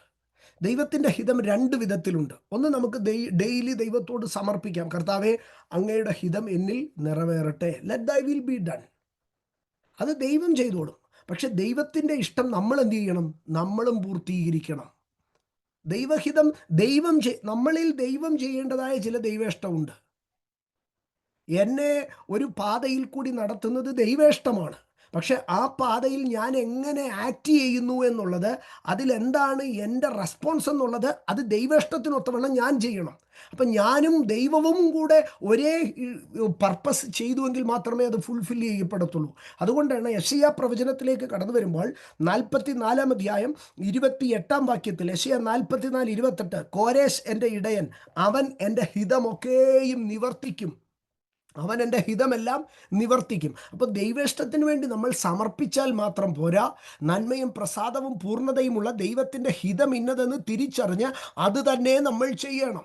ദൈവേഷ്ടത്തിന് വേണ്ടി നമ്മൾ സമർപ്പിച്ചാൽ മാത്രം പോരാ, we must discern and do the will of God and we should perfect the will of God. ദൈവഹിതം നമ്മൾ നിവർത്തീകരിക്കണം. കോരേശ് അവൻ എൻ്റെ ഹിതം നിവർത്തിക്കും. ദാവീദിനെ കുറിച്ച് പറയുകയാണ്, അവൻ എൻ്റെ ഇഷ്ടമൊക്കെയും അനുഷ്ഠിക്കും. അപ്പോൾ ദൈവേഷ്ടം പൂർത്തീകരിക്കുക എന്നുള്ളത് ഈ ഭൂമിയിൽ ദൈവത്തിൻ്റെ പദ്ധതികളെ, ദൈവത്തിൻ്റെ ഇഷ്ടങ്ങളെ നിവർത്തീകരിച്ചെടുക്കുക. 3, ദൈവം നമ്മുടെ മുമ്പിൽ വെച്ചിരിക്കുന്ന ഒരു ഓട്ടമുണ്ട്. അതുകൊണ്ടാണ് പൗലോസ് തൻ്റെ മരണത്തോടടുത്ത് വരുമ്പോൾ 2 തിമോഥെയോസ് 4:7 പറയുകയാണ്, ഞാൻ നല്ല പോർ പൊരുതു, ഓട്ടം തികച്ചു, വിശ്വാസം കാത്തു. ഇത് 3 നമ്മൾ പലപ്പോഴും ദൈവം ചെയ്യുന്നതായിട്ടാണ് പറയുന്നത്. ഞാൻ നല്ല പോർ പൊരുതു. യുദ്ധം വരുമ്പോൾ നമ്മൾ എന്താ പറയുന്നത്? യുദ്ധം എനിക്കുള്ളതല്ല, ദൈവത്തിനുള്ളത്. പക്ഷെ പൗലോസ് ഒഴിഞ്ഞോ? ഇല്ല. എൻ്റെ യുദ്ധങ്ങൾ, മരണദിനം വന്നപ്പോൾ എൻ്റെ യുദ്ധങ്ങളെല്ലാം ദൈവം ചെയ്തു എന്നല്ല പറഞ്ഞത്, ഞാൻ നല്ല പോർ പൊരുതു. The Lord is there for our warfare, but we must be in the ground. ദൈവം ഗോലിയാത്തിനെ കീഴ്പ്പെടുത്തും, പക്ഷെ നമ്മൾ പേടിച്ചു നിൽക്കുമ്പോൾ കഴിയുകയില്ല. അവൻ കവണയിൽ കല്ലുമുറുക്കി ഗോലിയാത്തിൻ്റെ നേരെ ഓടുവാൻ തുടങ്ങി. ദാവീദ് പൗലോസ് പറയുകയാണ്, ഞാൻ നല്ല പോർ പൊരുതു. നമ്മളെന്താ പറയുന്നത്? എൻ്റെ യുദ്ധമെല്ലാം നീ ചെയ്തു. രണ്ടാമത് ഞാൻ നല്ല പോർ പൊരുതു. രണ്ടാമത് പറയുകയാണ്, എൻ്റെ ഓട്ടം തികച്ചു. We should run, finished the course. നമ്മൾ നമ്മുടെ കോഴ്സിനെ പൂർത്തീകരിക്കണം. മൂന്നാമതായി പറയുകയാണ്, വിശ്വാസത്തെ ഞാൻ സൂക്ഷിച്ചു. കഴിഞ്ഞ ഒരാഴ്ച കാലം മുഴുവൻ എൻ്റെ ദൈവം എന്നെ സൂക്ഷിച്ചു, എൻ്റെ കുഞ്ഞുങ്ങളെ സൂക്ഷിച്ചു, എൻ്റെ സഹോദരങ്ങളെ സൂക്ഷിച്ചു, എൻ്റെ കുടുംബത്തെ സൂക്ഷിച്ചു, എൻ്റെ വാഹനത്തെ സൂക്ഷിച്ചു, എൻ്റെ ആടുമാടുകളെ സൂക്ഷിച്ചു. ഇറ്റ്സ് ട്രൂ, അതെല്ലാം സൂക്ഷിച്ചു. പക്ഷേ have you kept your faith safe? നിന്റെ വിശ്വാസത്തെ നീ സൂക്ഷിച്ചോ? നമ്മുടെ ആടിനെയും മാടിനെയും കാറിനെയും വീടിനെയും എല്ലാം ദൈവം സൂക്ഷിച്ചു, സത്യം. പക്ഷെ നമ്മുടെ വിശ്വാസത്തെ, നമ്മുടെ വിശുദ്ധിയെ, നമ്മളിൽ ദൈവം പകർന്ന അഭിഷേകത്തെ, ദൈവകൃപയെ നാം എത്രത്തോളം സൂക്ഷിച്ചു? ജീസസ്. പൗലോസ്, നമ്മളെപ്പോഴും ദൈവം ചെയ്തു എന്ന് പറയുന്ന 3 കാര്യങ്ങൾ പൗലോസ് പറയുകയാണ്. കർത്താവ് പോർ ചെയ്തെന്നല്ല, ഞാൻ നല്ല പോർ പൊരുതു. കർത്താവ് എന്നെ കൈകളിൽ വഹിച്ചു കൊണ്ടുപോയെന്നല്ല, ഞാൻ ഓടി തികച്ചു. ദൈവം എന്നെ സൂക്ഷിച്ചു എന്നല്ല, ഞാൻ വിശ്വാസത്തെ കാത്തു. സ്തോത്രം. അടുത്ത ഒരു ഭാഗത്തിലേക്ക് വരുമ്പോൾ നമ്മുടെ ശുശ്രൂഷയെ തികയ്ക്കണം. അതാണ് നമ്മുടെ വിഷയം. ഈ ശുശ്രൂഷയെ തികയ്ക്കുക എന്ന് നാം പറയുമ്പോൾ, ശുശ്രൂഷയെ തികയ്ക്കുക എന്ന് പറഞ്ഞാൽ ഒരു ദ ഹോൾ മിനിസ്ട്രി എന്നിലും നിങ്ങളിലും ദൈവം ഏൽപ്പിച്ചിരിക്കുന്ന ഒരു ശുശ്രൂഷയുണ്ട്. അതൊരു ആയുസ്സുകൊണ്ടേ പൂർത്തീകരിക്കാൻ കഴിയത്തുള്ളൂ. കഴിഞ്ഞ ആഴ്ച ഒരു ദിവസം രാത്രി ഞാൻ പ്രാർത്ഥിച്ചു കൊണ്ടിരിക്കുമ്പോൾ കർത്താവ് എൻ്റെ അടുക്കൽ ഒരു കാര്യം പറഞ്ഞു. നീ ഹിസ്കിയാവിനെ പോലെ എക്സ്റ്റൻഷൻ എന്നോട് ചോദിക്കരുത്. പകരം നിനക്ക് നൽകിയിരിക്കുന്ന ടെന്യൂറിനകത്ത് നിന്റെ മിനിസ്ട്രി പൂർത്തീകരിക്കുന്നവനായിരിക്കണം നീ. ഞാനിങ്ങനെ ഞെട്ടി എൻ്റെ പ്രാർത്ഥനയിൽ. കർത്താവിൻ്റെ അടുത്ത് പറയാണ്, ഇന്ന് ഞാൻ മിക്കവരുടെ അടുക്കലും ചെല്ലുമ്പോൾ ഗ്രേസ് പീരീഡ് ചോദിക്കുക അവർ വർക്ക് തീർക്കാൻ. കർത്താവ്, എൻ്റെ മിനിസ്ട്രി തീർന്നിട്ടില്ല എന്ന്. പക്ഷെ നീ എന്നോട് അങ്ങനെ ചെയ്യരുത്. നിന്റെ ടൈം തീരുന്നതിന് മുമ്പേ നിന്റെ മിനിസ്ട്രി തീർത്തുകൊള്ളണം എന്ന് ദൈവം എന്നോട് പറഞ്ഞു. മരണം വന്ന് വാതുക്ക നിൽക്കുമ്പോൾ, അയ്യോ കർത്താവെ, ഓടിയില്ല, എനിക്കൊരു 15 വർഷം കൂടെ, എനിക്കൊരു എക്സ്റ്റൻഷൻ. School Alexa stop. നമ്മൾ പലപ്പോഴും നമ്മുടെ ജീവിതത്തിൽ ഒരു സമയമെത്തും, ശുശ്രൂഷയുടെ ഒരു സമയം എത്തുമ്പോഴാണ് ഞാൻ എങ്ങും എത്തിയില്ല എന്നുള്ള ഓർമ്മ. പണ്ട് നമ്മൾ സ്കൂളിൽ പരീക്ഷയ്ക്ക് ഇരിക്കുമ്പോൾ ലാസ്റ്റ് 5 മിനിറ്റിന് മുമ്പേ സ്റ്റോപ്പ് റൈറ്റിംഗ് എന്ന് ടീച്ചർ പറയുമ്പോൾ കുറേ കുട്ടികൾക്ക് ഹൈ സ്പീഡിൽ എഴുത്തു തുടങ്ങും. പേപ്പറെല്ലാം എടുത്ത് അടുക്ക് എന്ന് പറയുമ്പോൾ കുറച്ചുകൂടെ സ്പീഡിൽ തുടങ്ങും. ഇനിയും ടീച്ചർ പേപ്പർ എടുക്കാൻ വരുന്ന ഉടനെ ചിലരിങ്ങനെ ഡെസ്കിന്റെ മേളിൽ കമന്ന് നടന്ന, ടീച്ചറെ പ്ലീസ് ഒരു സെന്റൻസും കൂടെ. അതിനകത്താണ് അവന് 100 ഔട്ട് ഓഫ് 100 കിട്ടുന്നത്. അല്ലാത്ത സമയത്തല്ല. പരീക്ഷ തുടങ്ങിയതായിരുന്നു പരിപാടി. എന്നിട്ട് ആൻസർ പേപ്പർ മേടിക്കാൻ വരുമ്പോഴത്തേക്ക് ഡെസ്കേക്കമെന്ന് നടന്ന, ടീച്ചർ പ്ലീസ്. നമ്മളിൽ അനേകരും നമ്മുടെ ലൈഫിനകത്ത് ഇങ്ങനെയാണ്, എക്സ്റ്റൻഷൻ ചോദിക്കാൻ നിൽക്കുകയാണ്. പക്ഷെ കഴിഞ്ഞ ആഴ്ചയിൽ ഒരു രാത്രി ഞാൻ പ്രാർത്ഥിക്കുമ്പോൾ ദൈവം എന്നോട് ഇങ്ങനെ പറയുമ്പോൾ ഞാനിങ്ങനെ സ്തബ്ധനായിപ്പോയി. കർത്താവേ, ഒരു എക്സ്റ്റൻഷൻ ചോദിക്കാൻ ഒരിക്കലും ഇടവരരുത്. നിയമിക്കപ്പെട്ട സമയത്തിനകത്ത് കർത്താവെ പൂർത്തീകരിച്ചുവെന്ന് വിളിക്കാൻ കർത്താവ് ഒരുങ്ങുമ്പോഴേ അതിൻ്റെ തലേ രാത്രി കർത്താവെ ഞാൻ ഫിനിഷ് ചെയ്തു, ഞാൻ പെർഫെക്റ്റ് ചെയ്തു എന്ന് പറഞ്ഞാൽ എത്ര മനോഹരം. അതല്ലാതെ കർത്താവ് വിളിക്കാൻ ദൂതന്മാരെ ആകമാനമായിട്ട് ഇങ്ങോട്ട് വിടുമ്പോഴത്തേക്ക് കർത്താവെ പണി തീർന്നിട്ടില്ല, ഒരു 5 മിനിറ്റും കൂടെ 5 മിനിറ്റും കൂടെ, no no no no no. അപ്പോൾ നമുക്ക് നമ്മുടെ ഹോൾ ലൈഫിലേക്ക് ദൈവം നൽകുന്ന ഒരു ശുശ്രൂഷയുണ്ട്. എന്നാൽ അത് മാത്രമല്ല, ദൈവം ഒരു ടെറിട്ടോറിയൽ മിനിസ്ട്രി ഉണ്ട്.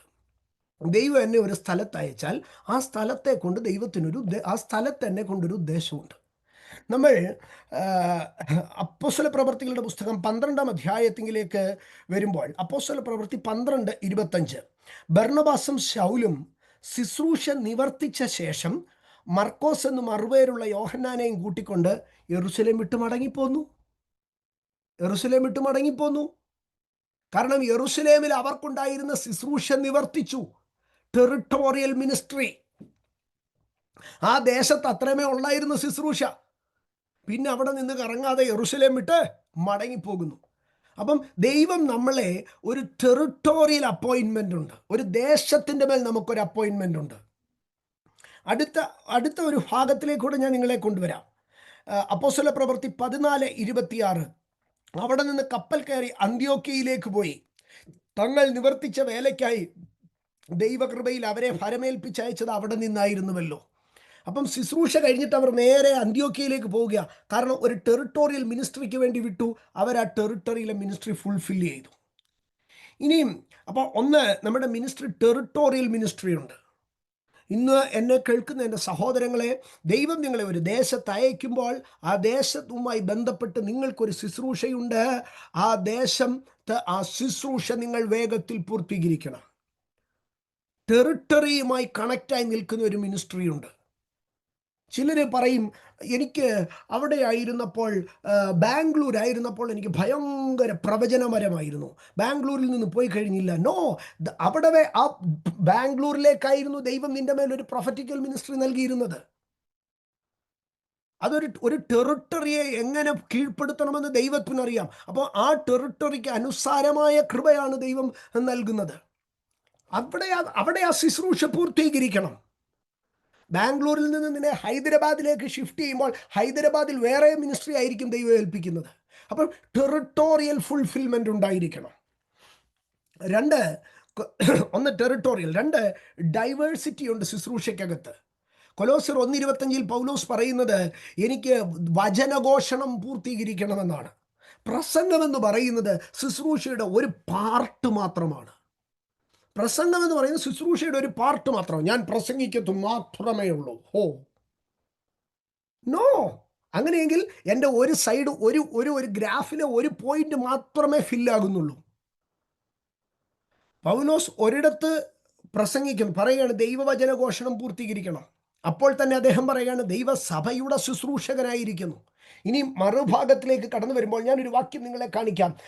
റോമാലേഖനം 15-ാം അധ്യായം 28-ാം വാക്യത്തിലേക്ക് വരുമ്പോൾ, റോമാലേഖനം 15, 27, 28 അദ്ദേഹം അവിടെ ഒരു ചാരിറ്റി ചെയ്യുകയാണ്. 27-ാം വാക്യത്തിൽ അദ്ദേഹം കുറച്ച് പണവുമായിട്ട് മാസിഡോണിയയിലെ സഭകളിൽ നിന്ന് പണം ശേഖരിച്ച് താൻ യെരൂശലേമിലേക്ക് കൊണ്ടുകൊടുത്തിട്ട് യെരൂശലേമിൽ നിന്ന് തിരികെ വരുമ്പോൾ പറയുകയാണ്, ഞാൻ അത് നിവർത്തിച്ച് ഈ ഫലം അവർക്ക് ഏൽപ്പിച്ച് ബോധ്യം വരുത്തിയ ശേഷം. അപ്പം ഓരോ ശുശ്രൂഷയുണ്ട്. ഇന്ന് പകൽക്കാലം ഇന്ന് ഈ പ്രാർത്ഥനയിൽ എന്നെ കേൾക്കുന്ന എൻ്റെ ദൈവമക്കളുടെ അടുക്കൽ ഞാൻ പറയട്ടെ, നമ്മൾക്ക് ഓരോ വിധത്തിലൊരു ശുശ്രൂഷയുണ്ട്. വർഷിപ്പിലൊരു മിനിസ്ട്രി കാണാം, ചാരിറ്റിയിലൊരു മിനിസ്ട്രി കാണാം, വേർഡിനകത്തൊരു മിനിസ്ട്രി കാണാം, പ്രൊഫറ്റിക്കലിൽ ഒരു മിനിസ്ട്രി ഉണ്ടായിരിക്കാം. ദൈവം നമ്മളെ ഓരോ സമയത്തും ഓരോ ഓഫീസിലാക്കി വെക്കും, ഓരോ റെജിമെൻറ്റിലാക്കി വെക്കും. ആ ഏരിയയിൽ നാം ശുശ്രൂഷിക്കണം. സ്തോത്രം. ഒരു ആർമിയിലേക്ക് ഒരു മനുഷ്യൻ കയറുമ്പോൾ, സ്തോത്രം, അല്ലെങ്കിൽ ഇന്ത്യയിലെ ഒരു IAS, ഒരു IPS, IAS കയറുന്ന ഒരു മനുഷ്യൻ ആയുഷ്കാലം മുഴുവനും ജില്ലാ കളക്ടറായിട്ടിരിക്കത്തില്ല. ചില സമയത്ത് ഏതെങ്കിലും ഒരു ഗവൺമെൻറ് ഓർഗനൈസേഷൻ്റെ ഹെഡായിരിക്കാം. ചിലപ്പോൾ ഏതെങ്കിലും ഒരു ഗവൺമെൻറ്റിൻ്റെ ഏത് സർവീസ് ആയിരുന്നാലും അത് ചെയ്യണം. അപ്പോൾ ഇതുപോലെ ദൈവവേലയിലേക്ക് നാം നിൽക്കുമ്പോൾ ഒരു സമയത്തേക്ക് ദൈവം നമുക്ക് വചന ശുശ്രൂഷ നൽകിയേക്കാം, ഒരു സമയത്തേക്ക് നമുക്ക് സഞ്ചാര ശുശ്രൂഷ നൽകിയേക്കാം, ഒരു സമയത്തേക്ക് നമുക്ക് ലേഖന ശുശ്രൂഷ നൽകിയേക്കാം, ഒരു സമയത്തേക്ക് നമുക്ക് പ്രാർത്ഥനാ ശുശ്രൂഷ നൽകിയേക്കാം, ഒരു സമയത്തേക്ക് പ്രവചന ശുശ്രൂഷ നൽകിയേക്കാം, ഒരു സമയത്തേക്ക് ഒരു കമ്പാഷൻ മിനിസ്ട്രി നൽകിയേക്കാം, ഒരു സമയത്തേക്ക് ഒരു ഹീലിംഗ് മിനിസ്ട്രി നൽകിയേക്കാം, ഒരു സമയത്തേക്ക് ഒരു എക്സോട്ടേഷൻ മിനിസ്ട്രി നൽകിയിരിക്കാം. ആമേൻ. ചിലപ്പോൾ പേഴ്സണൽ ഇവാഞ്ചലിസത്തിലേക്ക് കൊണ്ടുവരാം. എല്ലായ്പ്പോഴും നമ്മളെ 10,000 പേരുടെ സ്റ്റേജിൽ നിർത്തുക എന്നുള്ളതല്ല. അതൊരു മിനിസ്ട്രിയുടെ ഒരു പാർട്ട് മാത്രമാണ്. പിന്നീട് കുറേ കാലം ദൈവത്തിന് നമ്മളെ പേഴ്സണൽ ഇവാഞ്ചലിസത്തിലേക്കായിരിക്കും ആഗ്രഹം, കുറേ കാലത്തേക്ക് കൗൺസിലിങ്ങിലേക്കായിരിക്കും ആഗ്രഹം. ഇന്ന് പകൽ എനിക്ക് ഈ ഓഫീസ് മാത്രമേ ഉള്ളൂ എന്ന് പറയരുത്. ദൈവത്തിൻ്റെ നിത്യതയിലെത്തുമ്പോൾ പിതാവിൻ്റെ ഭവനത്തിൽ അനേക വാസസ്ഥലങ്ങളുണ്ട് എങ്കിൽ, റെസ്റ്റിംഗ് പ്ലേസസ് ഉണ്ടെങ്കിൽ, ഈ ലോകത്തിൽ കർത്താവിൻ്റെ ഇൻസ്റ്റിറ്റ്യൂഷനകത്ത് ഒത്തിരി ഓഫീസസുമുണ്ട്. ആമേൻ. ഇറ്റേണിറ്റിയിൽ ദൈവത്തിൻ്റെ വീട്ടിനകത്ത് ഒത്തിരി റെസ്റ്റിംഗ് പ്ലേസസ് ഉണ്ടെങ്കിൽ, ആമേൻ, ഈ ലോകത്തിൽ ദൈവത്തിൻ്റെ കിങ്ഡം ഓഫീസിനകത്ത് ഒത്തിരി ഓഫീസസ് ഉണ്ട്, ഒത്തിരി ഡിപ്പാർട്ട്മെൻ്റ് ഉണ്ട്. ഇന്ന് ഇതിനകത്ത് പറഞ്ഞാട്ട് എൻ്റെ അപ്പൻ എന്നെ ഏത് ഡിപ്പാർട്ട്മെൻറ്റിൽ ഏത് മിനിസ്ട്രി ഏൽപ്പിച്ചാലും ആ മിനിസ്ട്രിയെ ഞാൻ ഫുൾഫിൽ ചെയ്യും. ഞാൻ അതിനോട് ചേർത്ത് ഒരു കാര്യം കൂടെ എൻ്റെ സഹോദരങ്ങളുടെ അടുക്കൽ പറയുകയാണ്. ഒരു സമയത്ത് നിങ്ങൾക്ക് പ്രവചനവരം ഉണ്ടായിരുന്നു, ഇന്ന് ആ പ്രവചനവരം ഇല്ല, നിങ്ങൾക്കത് പ്രകാശിക്കുന്നില്ലെങ്കിൽ നിങ്ങളുടെ കൃപ നഷ്ടപ്പെട്ടെന്നും കൃപാവരം നഷ്ടപ്പെട്ടെന്നും ചിന്തിക്കരുത്. നിങ്ങളെ ആ ഓഫീസിൽ നിന്ന്, ആ ഡിപ്പാർട്ട്മെൻറ്റിൽ നിന്ന് വേറൊരു ഡിപ്പാർട്ട്മെൻറ്റിലേക്ക് ദൈവം കൊണ്ടുവരികയാണ്. നിങ്ങളെ ദൈവം പ്രൊഫറ്റിക്കലിൽ നിന്ന് വേർഡിലേക്ക് ദൈവം കോൺസെൻട്രേറ്റ് ചെയ്യുകയാണ്, അല്ലെങ്കിൽ പ്രൊഫറ്റിക്കലിൽ നിന്ന് ഹീലിംഗിലേക്കും ദൈവം ഷിഫ്റ്റ് ചെയ്യിക്കുകയാണ്, അല്ലെങ്കിൽ ഹീലിംഗിൽ നിന്ന് ഇൻ്റർസീഡിങ്ങിലേക്ക് ദൈവം ഷിഫ്റ്റ് ചെയ്യിക്കുകയാണ്. അതുകൊണ്ട് 15-ാമത്തെ വയസ്സിലെയോ 20-ാമത്തെ വയസ്സിലെയോ ശുശ്രൂഷ ആയിരിക്കത്തില്ല 50-ാമത്തെ വയസ്സിലെ ശുശ്രൂഷ. ഇനിയും 20-ാമത്തെ വയസ്സിൽ ഹൈപ്പറായിട്ട് നിന്ന് ശുശ്രൂഷിച്ചതുകൊണ്ട് 50-ാമത്തെ വയസ്സിൽ അതുപോലെ ഹൈപ്പറാകണമെന്നില്ല. മെച്യൂരിറ്റി വരുത്തി അവിടെ ഇരുന്ന് നിന്നെ പക്വതയോടെ ശുശ്രൂഷിപ്പിക്കുവാനും ദൈവത്തിന് കഴിയും. So discern the offices unto you. നിന്റെ മേൽ ദൈവം ഇട്ടിരിക്കുന്ന ഓഫീസുകളെ തിരിച്ചറിഞ്ഞ് അതിനെ ഫുൾഫിൽ ചെയ്യുക. സ്തോത്രം.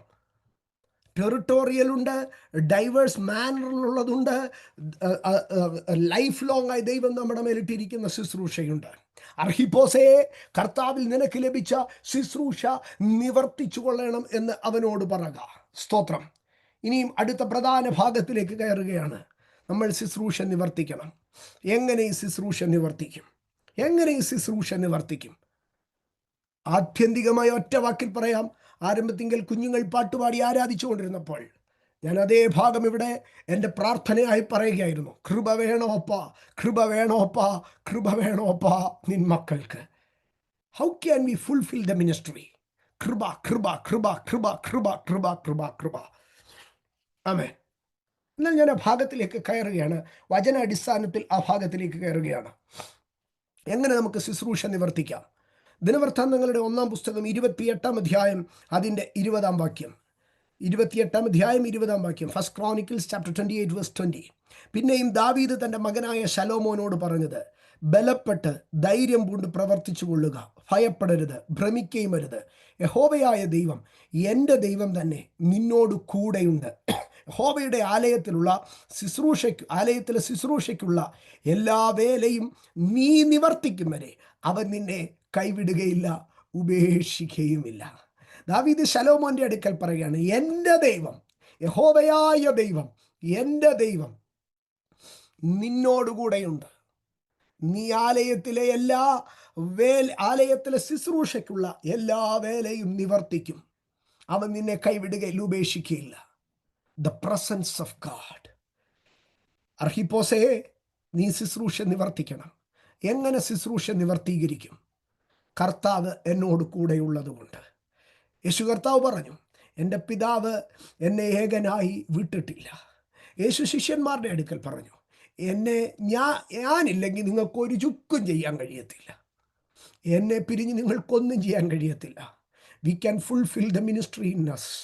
ദൈവം നമ്മുടെ മേൽക്കൽ ഏൽപ്പിച്ചിരിക്കുന്ന ശുശ്രൂഷ ദൈവം നമ്മോട് കൂടെയുണ്ടെങ്കിൽ നിവർത്തീകരിപ്പാൻ കഴിയും. ദൈവം നമ്മുടെ മേൽ ഏൽപ്പിച്ചിരിക്കുന്ന ശുശ്രൂഷ ദൈവം നമ്മോട് കൂടെയുള്ളത് കൊണ്ട് നമ്മൾ പൂർത്തീകരിക്കും. Preserve the presence of God. Preserve the presence of God. ദൈവ സാന്നിധ്യത്തെ സൂക്ഷിക്കുക. യേശു ഉയർത്തെഴുന്നേറ്റിട്ട് മറിയത്തിൻ്റെ അടുക്കൽ പറഞ്ഞു, എൻ്റെ ശിഷ്യന്മാരുടെ അടുക്കൽ ഗലീലയിലേക്ക് പോകാൻ പറയണം.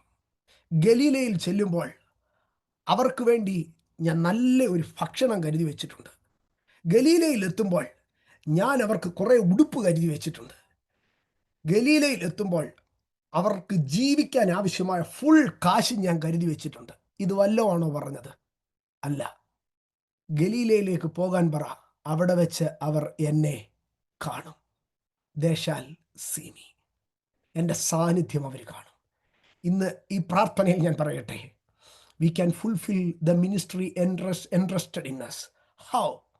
The presence of God. The presence of God. The presence of God. ആരംഭത്തിൽ കുഞ്ഞുങ്ങൾ ഒരു പാട്ടുപാടി, ഈ തോട്ടത്തിൽ പരിശുദ്ധനുണ്ട് നിശ്ചയമായി, തൻ കാലൊച്ച ഞാൻ കേൾക്കുന്നുണ്ട് എൻ കാതുകളിൽ. ഞാൻ എപ്പോഴും ചിന്തിക്കുന്ന ഒരു ഭാഗമുണ്ട്. സൂര്യൻ അസ്തമിക്കുമ്പോൾ ദൈവം തോട്ടത്തിൽ വരും. എന്തായിരുന്നു അതിൻ്റെ ഉദ്ദേശമെന്നറിയാമോ? സൂര്യൻ അസ്തമിക്കുമ്പോൾ ഇരുട്ടാകും. ആദമും ഹവ്വയും ഒരിക്കൽ പോലും ഏദൻ തോട്ടത്തിൽ വിളക്ക് കത്തിച്ചിട്ടില്ല. അവർക്കൊരു ലാമ്പിൻ്റെ ആവശ്യമില്ലായിരുന്നു. സൂര്യൻ പടിഞ്ഞാറോട്ട് മാഞ്ഞു പോകുമ്പോൾ ദൈവം പതുക്കെ പതുക്കെ തോട്ടത്തിലേക്ക് ഇറങ്ങി വരും. When the light of the nature goes out, the light from heaven came to them. അതാണ് ദൈവത്തിൻ്റെ സാന്നിധ്യം. ലോകത്തിൻ്റെ വെളിച്ചം ഇങ്ങനെ മങ്ങി പോകുമ്പോൾ വെളിച്ചമായവൻ നമ്മുടെ അടുക്കലേക്ക് വരും. Preserve the presence of God and then we can fulfill the ministry entrusted in us. Amen. രണ്ടാമത്തെ ഭാഗത്തിലേക്ക് കടന്നു വരുമ്പോൾ ഒന്ന് ദാവീദ് തൻ്റെ മകൻ്റെ അടുക്ക് പറഞ്ഞു, മോനെ, ദൈവം നിന്നോടുകൂടെ ഉണ്ടെങ്കിൽ ആലയത്തിലെ എല്ലാ ശുശ്രൂഷയ്ക്കുമുള്ള വേല നീ നിവർത്തിക്കും. Preserve the presence of God.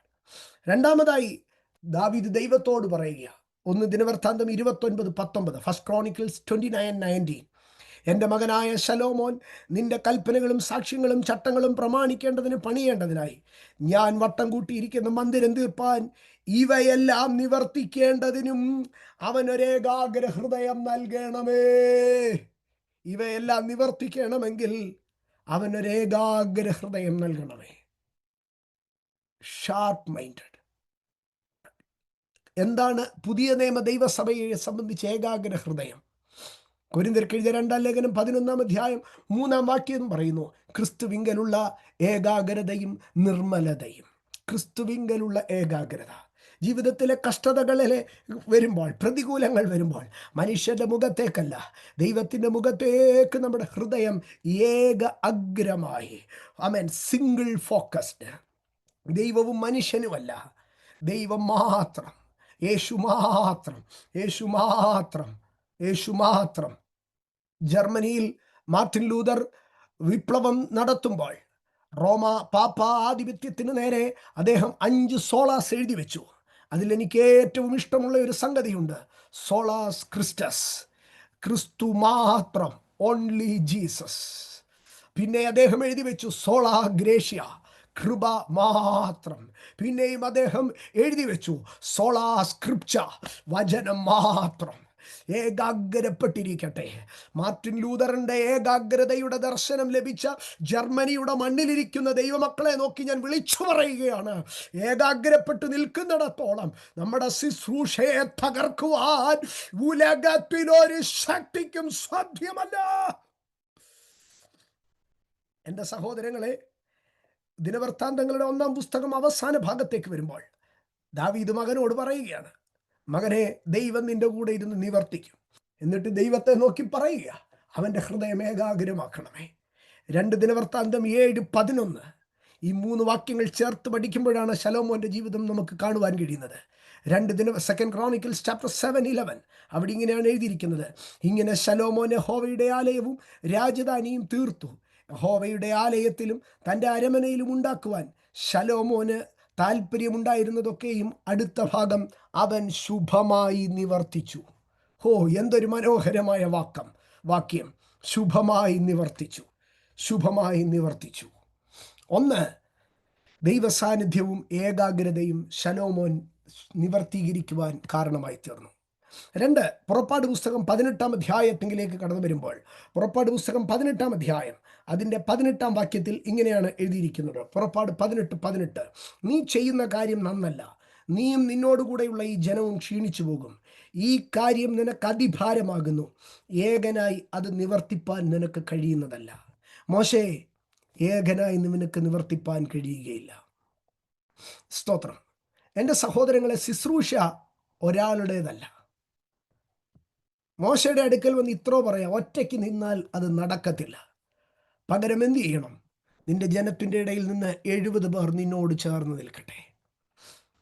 ദേശത്തിൻ്റെ മുകളിൽ ദൈവപ്രവർത്തി നടക്കണമെങ്കിൽ ശുശ്രൂഷ പാസ്റ്ററുടേതല്ലേ, ശുശ്രൂഷ അവരുടേതല്ലേ, ശുശ്രൂഷ ഇവരുടേതല്ലേ, ശുശ്രൂഷ സഭയുടേതല്ലേ. ഞങ്ങൾ ആ സഭ പോകുന്നേ ഉള്ളൂ, സഭയാ കാര്യങ്ങളെല്ലാം ചെയ്യുന്നത്. No no no no. ശുശ്രൂഷ ഒരിക്കലും ഒറ്റയ്ക്കല്ല, ശുശ്രൂഷ ഒരിക്കലും ഒറ്റയ്ക്കല്ല. ആമേൻ. ലേവ്യ കുടുംബത്തിൽ, ലേവ്യ ഗോത്രത്തിൽ 3 കുടുംബങ്ങളാണ് പ്രധാനമായുള്ളത്: കെഹാത്യർ, മെരാര്യർ, ഗരാര്യർ. ഒരു കൂട്ടർ സമാഗമന കൂടാരത്തിൻ്റെ തൂണുകളെല്ലാം എടുത്ത് വണ്ടിയെ കയറ്റണം. മറ്റൊരു കൂട്ടർ സമാഗമന കൂടാരത്തിൻ്റെ തിരശീലകളെല്ലാം എടുത്ത് വണ്ടിയെ കയറ്റണം. കെഹാത്യർ എന്ത് ചെയ്യണം? പെട്ടകമെടുത്ത് തോളത്ത് വെച്ചുകൊണ്ട് നടക്കണം. സ്തോത്രം. തൂണ് ചുമക്കാനും ശീല ചുമക്കാനും പെട്ടകം ചുമക്കാനും ദൈവം 3ആയി വേർതിരിച്ചു. ഇന്ന് പകൽക്കാലം, ഇന്ന് ഈ പ്രാർത്ഥനയിൽ ഞാൻ ഒരു കാര്യം പറയട്ടെ. ഒരു ശുശ്രൂഷയില്ലാത്ത ഒരു മനുഷ്യനും ദൈവസഭയിലില്ല. ദൈവസഭയിൽ ദൈവം ഒരുത്തനെ കൊണ്ടുവന്നെങ്കിൽ അവനെ കൊണ്ട് ദൈവത്തിന് എന്തോ ചെയ്യാനുണ്ട്, ഇല്ലെങ്കിൽ ദൈവം കൊണ്ടുവരത്തില്ലായിരുന്നു. ഇന്ന് പകൽ നമ്മൾ ഓരോരുത്തരുടെ മേലും ദൈവത്തിനൊരു പദ്ധതിയുണ്ട്. അതുകൊണ്ടാണ് ദൈവം നമ്മളെ ഇതിനകത്ത് കൊണ്ടുവന്നത്.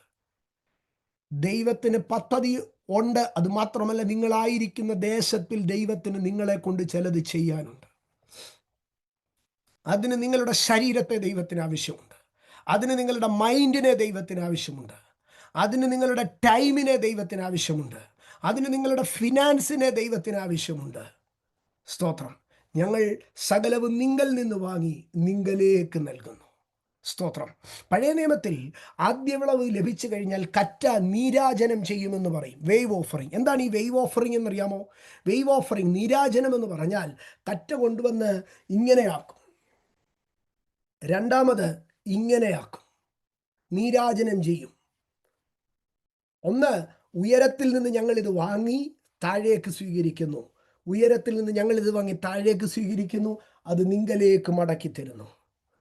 നീരാജനം. 2, ഞങ്ങൾക്കല്ല, ലേവ്യനും പരദേശിക്കും, ലേവ്യനും പരദേശിക്കും നീരാജനം ചെയ്യപ്പെടുക. അപ്പോൾ നീരാജനം ചെയ്യപ്പെടുക എന്ന് പറഞ്ഞാൽ ഇങ്ങനെയായിരുന്നു അവർ ചെയ്യുന്നത്. എന്നാൽ ഈ നീരാജനം അവർ പ്രൊഫറ്റിക്കലി പറയുകയായിരുന്നു, നാളെ ആദ്യ വിളവിൻ്റെ കറ്റ, ആദ്യപുത്രൻ, ആദ്യജാതൻ കുരിശിന്മേൽ നീരാജനം ചെയ്യപ്പെടും എന്ന് അവിടെ പ്രവചിക്കുകയായിരുന്നു. ഞാൻ പറഞ്ഞു വന്നതിൻ്റെ സാരം, നീരാജനത്തിൽ പറയുകയാണ്, ഞങ്ങൾ നിങ്കൽ നിന്ന് വാങ്ങി നിങ്കലേക്ക് നൽകുന്നു. ദൈവം നമുക്ക് നൽകിയ ശരീരം, ബുദ്ധി, പണം, സമയം, സമാധാനം, കുടുംബം എല്ലാം ദൈവവേലയ്ക്ക് വേണ്ടി പ്രയോജനപ്പെടണം. ദൈവവേലയ്ക്ക് വേണ്ടി പ്രയോജനപ്പെടണം. Yes, prioritise the kingdom of God. Prioritise the kingdom of God. മുമ്പേ അവൻ്റെ രാജ്യം അന്വേഷിക്കുവേൻ. ലൈഫിൻ്റെ time priority, financial priority, intellectual priority, എല്ലാറ്റിൻ്റെയും പ്രയോറിറ്റി കിങ്ഡം ഓഫ് ഗോഡ് ആയിരിക്കട്ടെ. നീ ഏകനായി ശുശ്രൂഷ നിവർത്തിക്കപ്പെടുമെന്നല്ല, ഒരു കൂട്ടമായി നിന്ന് ഞങ്ങൾ ഈ ശുശ്രൂഷ നിവർത്തിച്ചെടുക്കും. സ്തോത്രം. വീണ്ടും ഞാൻ മുമ്പോട്ട് പോവുകയാണ്, വളരെ വേഗത്തിൽ നിർത്തിക്കൊള്ളാം. ഒരു 2-3 കാര്യം കൂടെ പറഞ്ഞുകൊള്ളട്ടെ.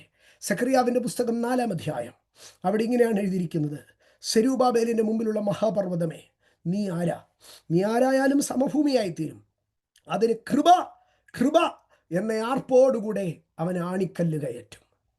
അടുത്ത 9-ാം വാക്യം, സെരൂബാബേലിൻ്റെ കൈ ഈ ആലയത്തിന് അടിസ്ഥാനമിട്ടിരിക്കുന്നു, അവൻ്റെ കൈ തന്നെ അത് തീർക്കും. സൈന്യങ്ങളുടെ യഹോവ എന്നെ നിന്റെ അടുക്കൽ അയച്ചിരിക്കുന്നുവെന്നറിയും. സെരൂബാബേലെ, നിന്റെ കൈയാണ് അടിസ്ഥാനക്കല്ലിട്ടത്. ഞാൻ മുൻപ് പലയിടത്തും പറഞ്ഞിട്ടുള്ളതാണ്. അടിസ്ഥാനക്കല്ലിടുന്നത് എങ്ങനെയാണെന്നറിയാമോ? നമ്മളെക്കാട്ടിലും താഴണം, ഭൂമിയെക്കാട്ടിലും താഴണം അടിസ്ഥാനക്കല്ലിടണമെങ്കിൽ. വലിയ കുഴിയെടുത്തിട്ട് അടിസ്ഥാനക്കല്ലിടുന്നത്. സ്തോത്രം. നല്ല പെരുവയറൊക്കെ ഉള്ളവർക്ക് അടിസ്ഥാനക്കല്ലിടാൻ പറ്റത്തില്ല. അത് കല്ല് പ്രാർത്ഥിച്ചാരെങ്കിലും കൈ കൊടുക്കും, പിന്നെ ആർക്കെങ്കിലും താഴോട്ടിറക്കാനേ പറ്റത്തുള്ളൂ. അപ്പം അതുപോലെ കുനിയണം. എന്നാൽ ആണിക്കല്ലടിക്കുന്നത് എങ്ങനെയാണെന്നറിയാമോ? ആണിക്കല്ലടിക്കുന്നത് ഈ കെട്ടിടത്തിൻ്റെ ഏറ്റവും മുകളിൽ ചെന്നിട്ട് 2 കൈയും ആവോളം ഉയർത്തിപ്പിടിച്ചിട്ട് അടിക്കും. അതാണ് ആണിക്കല്ല്. സെരൂബാബേലിൻ്റെ അടുക്കൽ പറയാം, സെരൂബാബേലെ, നീ എത്രത്തോളം താണ് അടിസ്ഥാനക്കല്ലടിച്ചോ അത്രത്തോളം നീ ഉയർന്ന് നിന്ന് ആണിക്കല്ലടിക്കും. നിന്റെ ആ കൈ ആലയത്തിന് ആണിക്കല്ലടിക്കും. മുമ്പിൽ പർവ്വത തുല്യമായ പ്രതിസന്ധി നിപ്പുണ്ട്, പക്ഷേ കൃപ കൃപ എന്ന ആർപ്പോടുകൂടെ ആണിക്കല്ല് കയറ്റും. സെരൂബാബേലിൻ്റെ കൈ അടിസ്ഥാനമിട്ടിരിക്കുന്നു, അവൻ്റെ കൈ തന്നെ അത് തീർക്കും. കൃപയാൽ കൃപയാൽ കൃപയാൽ. അപ്പോൾ നമ്മോട് കൂടെയുള്ള ദൈവകൃപയാണ് പൂർത്തീകരണത്തിൻ്റെ അടുത്ത ഭാഗം. സെഖറിയാവിൻ്റെ പുസ്തകം അതേ അധ്യായത്തിലെ അടുത്ത വാക്യത്തെ കൂടെ ഞാൻ വായിക്കാം. അല്പകാര്യങ്ങളുടെ ദിവസത്തെ ആർ തുച്ഛീകരിക്കുന്നു? സർവഭൂമിയിൽ ഊടാടി ചെല്ലുന്ന യഹോവയുടെ ഈ 7 കണ്ണ് സെരൂബാബേലിൻ്റെ കയ്യിലുള്ള തൂക്കുകട്ട കണ്ട് സന്തോഷിക്കുന്നു. സെരൂബാബേൽ ആണിക്കല്ല് കയറ്റും. എന്താ കാര്യം എന്നറിയാമോ? സെരൂബാബേൽ ഒരു തൂക്കുകട്ട പിടിച്ചിത് പണിയുകയാണ്. സെരൂബാബേൽ എവിടുന്നേലും 10 കല്ല് പുറക്കി അങ്ങ് മേളി വെക്കുകയല്ല. സെരൂബാബേലിന് ഒരു അലൈൻമെൻ്റ് ഉണ്ട്. സെരൂബാബേലിന് ഒരു ഡിസിപ്ലിനുണ്ട്. സെരൂബാബേലിനൊരു സിസ്റ്റമുണ്ട്. സെരൂബാബേലിനൊരു ലൈനുണ്ട്. ആ തൂക്കുകട്ട പിടിച്ച് സെരൂബാബേൽ പണിത് കയറ്റുമ്പോൾ ദൈവം കണ്ടിട്ട് പറയാ, എനിക്കിഷ്ടപ്പെട്ടവൻ്റെ പണി. തൂക്കുകട്ട പിടിച്ച് പണിതപ്പോൾ പല കല്ലുകളെയും ചെത്തി. പലർക്കും അത് ഇഷ്ടപ്പെട്ടില്ല.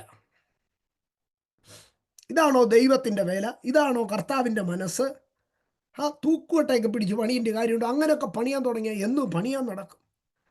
പലരും വിമർശിച്ചപ്പോൾ ദൈവം പറഞ്ഞു, സെരൂബാബേലേ, നിന്റെ തൂക്കുകട്ട കണ്ട് എനിക്കങ്ങ് സന്തോഷമായി കേട്ടോ. പലർക്കും ഇഷ്ടപ്പെടാത്തത് എനിക്കിഷ്ടപ്പെട്ടു.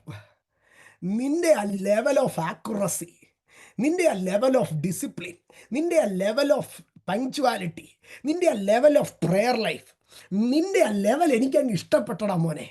അതുകൊണ്ട് ഞാൻ നിന്നോടൊരു കാര്യം പറയാം, നീ ആണിക്കല്ല് കയറ്റും. You shall perfect the work.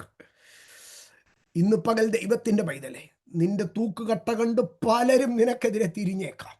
നിന്റെ പണിയെ വിമർശിക്കാൻ 1000 പേര് എഴുന്നേറ്റേക്കാം.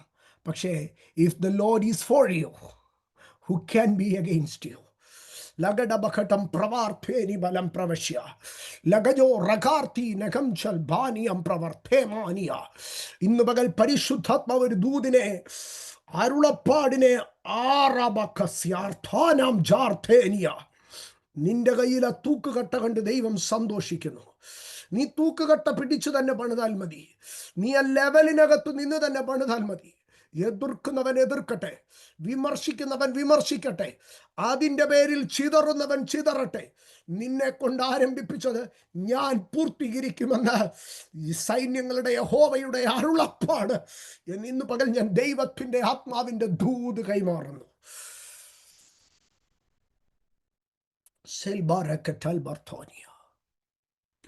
സെരൂബാബേലിൻ്റെ കയ്യിലുള്ള തൂക്ക് കണ്ട് പലർക്കും ഇഷ്ടപ്പെട്ടില്ലായിരിക്കും. പക്ഷേ ഇറ്റ് പ്ലീസസ് ഗോഡ്. നിന്റെ ശുശ്രൂഷ ദൈവത്തെ സന്തോഷിപ്പിക്കുന്നുണ്ട്. നിന്റെ ലെവല് ദൈവത്തെ പ്രസാദിപ്പിക്കുന്നുണ്ട്. നീ പൂർത്തീകരിക്കും. ആമേൻ. ഇന്ന് പകൽക്കാലം ഒരൊറ്റ വാക്കുകൂടെ പറഞ്ഞ് ഞാൻ പൂർത്തീകരിക്കട്ടെ. നിവർത്തീകരിക്കപ്പെടണമെങ്കിൽ ചിലതൊക്കെ നമ്മൾ ത്യാഗം ചെയ്യേണ്ടി വരും. രൂത്തിന്റെ പുസ്തകം 3-ാം അധ്യായം 13-ാം വാക്യത്തിൽ, രൂത്തിന്റെ പുസ്തകം 3-ാം അധ്യായം 13-ാം വാക്യത്തിൽ ബോവസ് രൂത്തിന്റെ അടുക്കൽ പറഞ്ഞു, ഞാൻ വീണ്ടെടുപ്പുകാരൻ്റെ മുറ നിവർത്തിച്ചു തരാം. 4-ാം അധ്യായം 6-ാം വാക്യത്തിൽ ഒരുത്തൻ്റെ അടുക്കൽ ചെന്ന് ചോദിച്ചു, നീയല്ലേ വീണ്ടെടുപ്പുകാരൻ, നിനക്ക് വീണ്ടെടുപ്പുകാരൻ്റെ മുറ നിവർത്തിക്കാമോ? അവൻ പറഞ്ഞു, എനിക്ക് നഷ്ടം വരും. എനിക്ക് നഷ്ടം വരുന്നത് കൊണ്ട് എനിക്ക് നിവർത്തീകരിക്കാൻ കഴിയത്തില്ല. ഇന്ന് പകൽ ഞാൻ പറയട്ടെ, unless we have the sacrificial mind, we cannot fulfill perfect the ministry entrusted in us. നഷ്ടം നോക്കി ലാഭം നോക്കി കർത്താവിന് വേണ്ടി നിൽക്കാൻ കഴിയത്തില്ല. ആമേൻ. നഷ്ടം വന്നാലും കഷ്ടം വന്നാലും, ആമേൻ, ഏത് സാഹചര്യത്തിലും, ആമേൻ, ജീവിതത്തിൽ ഉറപ്പോടെ കർത്താവിന് വേണ്ടി നിൽക്കുവാൻ കഴിയുന്ന ഒരു സാക്രിഫിഷ്യൽ മൈൻഡ് ഉള്ളവന് മാത്രമേ, ആമേൻ, അങ്ങനെയുള്ളവന് മാത്രമേ ശുശ്രൂഷ നിവർത്തിപ്പാൻ കഴിയത്തുള്ളൂ.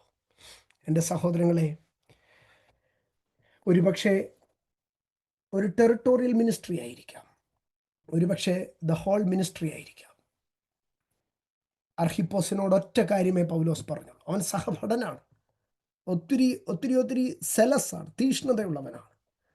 ലവോദിക്കയുടെ മണ്ണിൽ ശുശ്രൂഷിക്കുന്ന അർഹിപ്പോസിന്റെ അടുക്കൽ പൗലോസ് പറയുകയാണ്, കർത്താവിൽ നിനക്ക് ലഭിച്ചതാ നിന്റെ കയ്യിലിരിക്കുന്ന ശുശ്രൂഷ. നാട്ടുകാരുടെ ഒന്നും ദയയല്ല കേട്ടോ, കുടുംബക്കാരും വളർത്തിയതല്ല കേട്ടോ, പാസ്റ്റർമാരും കയറ്റിക്കൊണ്ടു വന്നതല്ല കേട്ടോ. കർത്താവ് നിന്റെ മേളിലിട്ട അഭിഷേകമാണ്. നീ അത് നിവർത്തിക്കണം. എത്ര വെല്ലുവിളി വന്നാലും, എത്ര പ്രതിസന്ധി വന്നാലും അത് നിവർത്തീകരിക്കും വരെയും അവൻ നിന്നെ കൈവിടുകയില്ല. Preserve the presence of God, trust in the grace of God, please your God with a perfect sacrificial mind. എനിക്ക് ലൈഫിൽ ലേഖനങ്ങളിൽ തിരുവെഴുത്തിൽ ഓരോ ഭാഗങ്ങളും ഒത്തിരി ഇഷ്ടമുള്ള ഒത്തിരി ഭാഗങ്ങളുണ്ട്.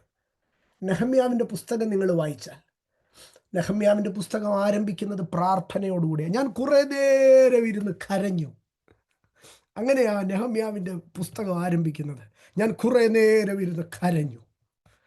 നെഹമ്യാവിൻ്റെ പുസ്തകം അവസാനിക്കുന്നത് എന്നെ ഓർക്കണമേ എന്ന് പറഞ്ഞ് പ്രാർത്ഥനയോടുകൂടെയാണ്. പ്രാർത്ഥനയിൽ ആരംഭിച്ചു, പ്രാർത്ഥനയിൽ അവസാനിച്ചു. ഞാൻ എന്തിനാ പറഞ്ഞതെന്ന് പറഞ്ഞാൽ, നെഹമ്യാവ് ഒരു ടാസ്കുമായിട്ടാണ് യെരൂശലേമിലേക്ക് വരുന്നത്. സെൻബല്ലത്തും തോബിയാവും യഹൂദൻ്റെ ശത്രുക്കളിൽ നിന്ന് പറഞ്ഞു, നീ പണിയത്തില്ല, നീ ഫിനിഷ് ചെയ്യത്തില്ല. പക്ഷെ ദിവസം എണ്ണി 52 ദിവസം കൊണ്ട് നെഹമ്യാവ് ഫുൾഫിൽ ചെയ്തു. 1000 ശത്രു എതിരെ നിന്നാലും പ്രാർത്ഥിക്കുന്നവൻ്റെ പ്രവർത്തികൾ നിവർത്തീകരിക്കപ്പെടും.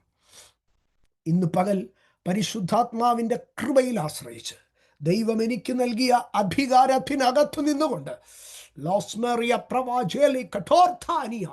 ശുശ്രൂഷ നിവർത്തിക്കപ്പെടത്തില്ല, നിയോഗം നിവർത്തിക്കപ്പെടത്തില്ല, ദൈവമേൽപ്പിച്ചത് നിവർത്തീകരിക്കാൻ സമ്മതിക്കത്തില്ലെന്ന് പറഞ്ഞ് പർവ്വതം പോലെ നിൽക്കുന്ന വെല്ലുവിളിയുടെ സാഹചര്യങ്ങളെ, ബലഹീനതകളെ, അവസ്ഥകളെ, സംഗതികളെ കുഞ്ഞാടിൻ്റെ രക്തം ചൊല്ലി, യേശുവിൻ്റെ നാമം ചൊല്ലി കീഴ്പ്പെടുത്തി നിവർത്തീകരിപ്പാൻ, ഞങ്ങളെ കൊണ്ട് പൂർത്തീകരിച്ചെടുക്കുവാൻ ശക്തനായിരിക്കുന്ന ദൈവത്തിൻ്റെ കരങ്ങളിൽ ഞങ്ങളെ സമർപ്പിക്കുന്നു.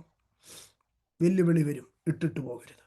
പ്രതികൂലം വരും, ഇട്ടിട്ട് പോകരുത്. ശത്രുക്കൾ എഴുന്നേൽക്കും, ഇട്ടിട്ട് പോകരുത്. നിവർത്തിക്കണം. നമുക്കൊരു ശുശ്രൂഷയുണ്ട്, അത് ദൈവം തന്നതാ, നമ്മളത് നിവർത്തീകരിക്കും. ആമേൻ. It may be territorial, it may be the diverse manners of ministry, it may be the whole purpose of God. We shall fulfill it for the glory of God. ദൈവം നിങ്ങളെ ധാരാളമായി അനുഗ്രഹിക്കട്ടെ.